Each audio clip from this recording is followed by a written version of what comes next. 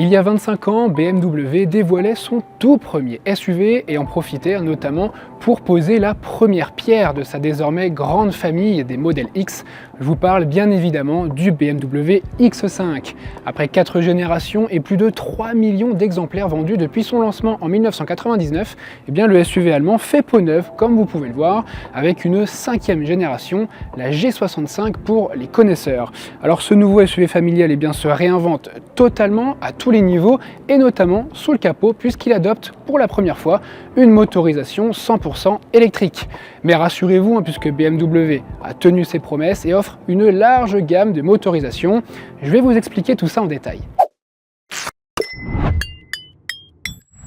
Ce nouveau BMW X5 se présente dans un style très monolithique, il est vraiment imposant et ce sentiment il est amplifié par des dimensions en hausse. Il est 7 cm plus long que le modèle actuel pour atteindre quasiment les 5 mètres de long. On est sur un véhicule qui mesure 4,99 m pour être précis.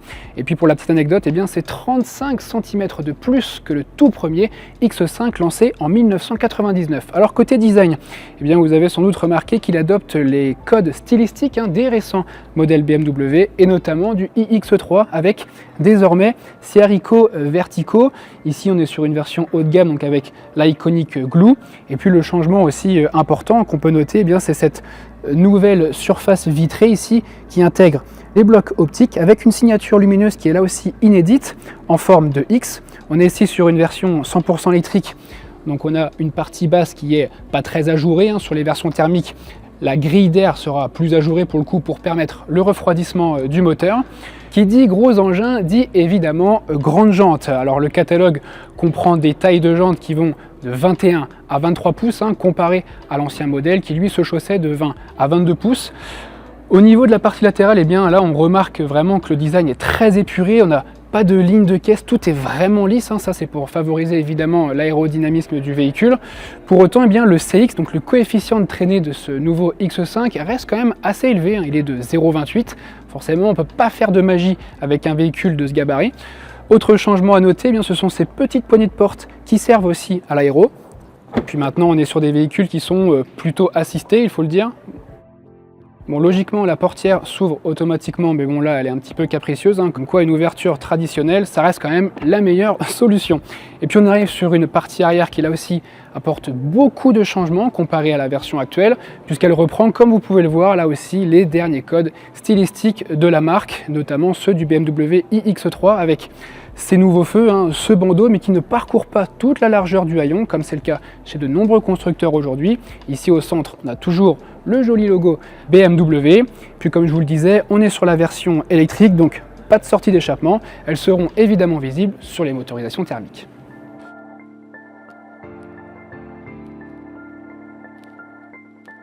Nous voilà maintenant à l'intérieur de ce nouveau BMW X5 qui, comme vous pouvez le voir, reprend en grande partie le poste de conduite du BMW iX3. À la seule différence, comme vous pouvez le voir, c'est l'apparition d'un petit écran côté passager. Cet écran, il est en option, c'est la tendance aujourd'hui. Pour le reste, on a sous les yeux cette grande dalle centrale qui totalise 17,9 pouces. Et puis, elle permet de gérer les widgets pour ce nouveau panoramic vision qu'on a découvert sur la série 3 et le iX3.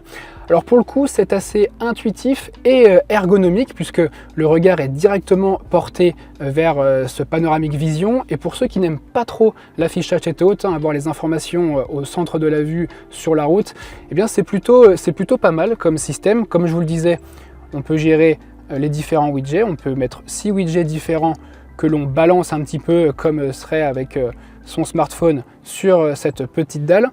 En revanche, ce que je trouve un petit peu moins ergonomique, ce sont ces boutons à retour haptique sur le volant. C'est plus vraiment la tendance chez les constructeurs. Aujourd'hui, on a vu de nombreuses marques faire machine arrière sur ce sujet, notamment Volkswagen ou encore Mercedes. Et puis un petit mot sur les matériaux. On avait été un petit peu déçus des matériaux employés, notamment dans la série 3. Ici, c'est un autre décor. On a vraiment de beaux matériaux avec de l'Alcantara ici. On a pour la première fois de l'ardoise au niveau de la console centrale. C'est plutôt sympa en termes de qualité perçue et puis pour le coup l'assemblage est soigné, c'est vraiment BMW.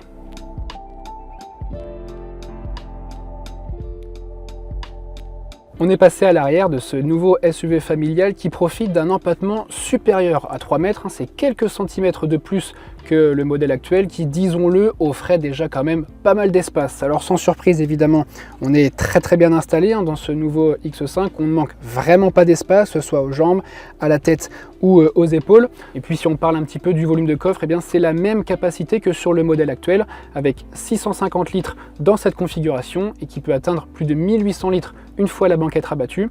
Allez, passons à la technique maintenant et commençons par cette version 100% électrique que nous avons sous les yeux. Alors il faut savoir bien qu'elle ne repose pas sur la plateforme N-Car du récent iX3 ou encore de la i3, elle conserve l'architecture clare du modèle actuel, certes dans une version un petit peu évoluée.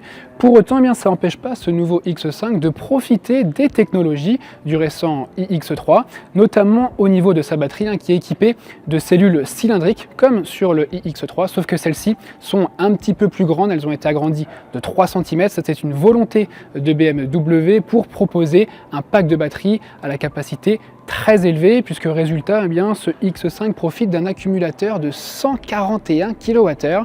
Il n'y a pas d'erreur dans ce que je vous raconte. Et là, je pense que vous vous demandez combien peut peser ce gros bébé.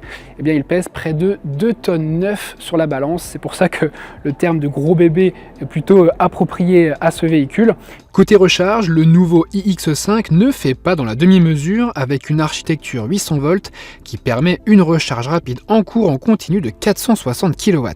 Puis résultat, ce nouveau iX5 qui délivre tout de même la bagatelle de 578 chevaux, il annonce une autonomie supérieure à 800 km. Je vous le disais en introduction, ce BMW X5 laisse aussi le choix aux propriétaires au niveau de la motorisation. C'est pourquoi ce nouveau SUV familial sera également proposé avec des versions micro-hybrides associées soit aux 6 cylindres diesel ou aux 6 cylindres essence, développeront des puissances de 313 et 400 chevaux. Des variantes hybrides rechargeables en seront également proposées au catalogue. Elles proposeront une autonomie aux alentours des 100 km en version 100% électrique, ce qui est déjà le cas sur la version actuelle. Pour le coup, il n'y a pas vraiment de changement de ce côté-là. Et puis l'autre nouveauté, elle arrivera pour le coup, elle, en 2028 avec une version à hydrogène dotée d'une pile à combustible et donc d'un moteur électrique. Ça, pour le coup, on aura le temps d'y revenir un petit peu plus tard. Ce nouveau X5 entrera en production à l'usine de Spartanburg aux États-Unis en août prochain dans ses versions essence et diesel micro-hybride.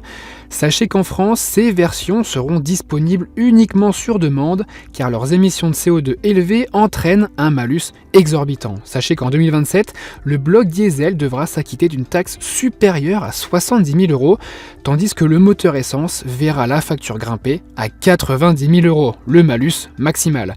BMW ne communique donc pas de prix pour ces motorisations. On connaît en revanche les tarifs de la version électrique iX5 60 xDrive et de la version hybride rechargeable 50e xDrive qui seront toutes les deux commercialisées en France en mars 2027. Les tarifs sont identiques pour les deux versions avec un premier prix fixé à 105 950 €. Rappelons que le ticket d'entrée de la génération actuelle s'établit à 92 350 €. Résultat, c'est plus cher que le premier prix du nouveau Audi Q7, affiché à 99 150 € et du Mercedes GLE proposé à partir de 94 501 €. La seconde version performante, PHEV M60i xDrive, culmine, elle, à 128 500 €.